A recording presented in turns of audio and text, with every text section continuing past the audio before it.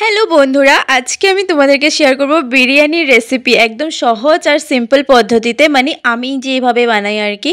তো দেখতে পেলে সবার প্রথমে আমি চিকেনগুলোকে ভালো করে ধুয়ে নিয়েছি। তারপর এখানে লঙ্কার গুঁড়ো, হলুদ গুঁড়ো, জিরের গুঁড়ো, ধনিয়াটা গুঁড়োটা দিইনি, আর তেল দিয়েছি, টক দই দিয়েছি, মানে স্বাদ অনুযায়ী নুন দিয়েছি। তারপর ভালো করে এগুলোকে ম্যারিনেট করে রেখে দেব।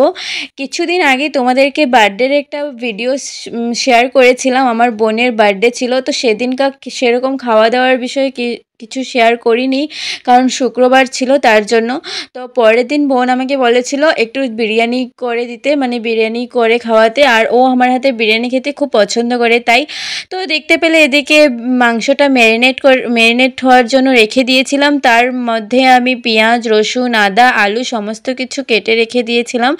আর এদিকে এখন আমি বেরেস্তাটা ভেজে নিয়েছি। তারপর এখন এখানে গোটা গরম মশলা দিয়ে পেঁয়াজটাকে ভেজে, আর এদিকে পেস্ট করা পেঁয়াজ, আদা, রসুন সব কিছু পেস্ট করে এখানে তেলের মধ্যে দিয়ে দিয়েছি।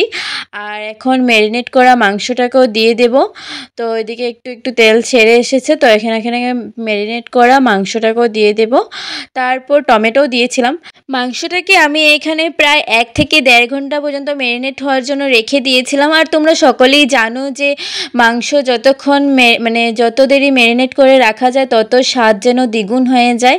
আর এদিকে হলো বিরিয়ানির জন্য চালটাও মানে ভাতটাও বসিয়ে দিয়েছিলাম। আর ভাতটা মানে মাকে বলেছিলাম নামিয়ে দিতে, কারণ এত বড় হাঁড়ি আমি নামাতে আমার প্রবলেম হয়, আমি পারি না আর কি, তার জন্য। আর এদিকে দেখতে পাচ্ছ মাংস মানে কষানো হয়ে গেছে। আর লেগ পিসটাকে আমি কিছুতেই তুলতে পারছিলাম না, একটু ভিডিও করে দেখানোর জন্য, কিন্তু কিছুতেই পারছিলাম না।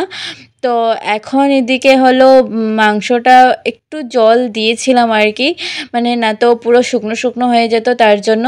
তো এদিকে আমাদের বিরিয়ানির জন্য ভাতটা 98% হয়ে গেছে।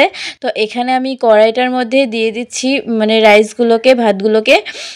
তারপর এদিকে এখন পুরো সব কিছু বিরিয়ানি মশলা টশলা দিয়ে পুরো ঢেকে দিয়েছিলাম। আর এদিকে আমার বিরিয়ানি পুরোপুরি রেডি হয়ে গেছে।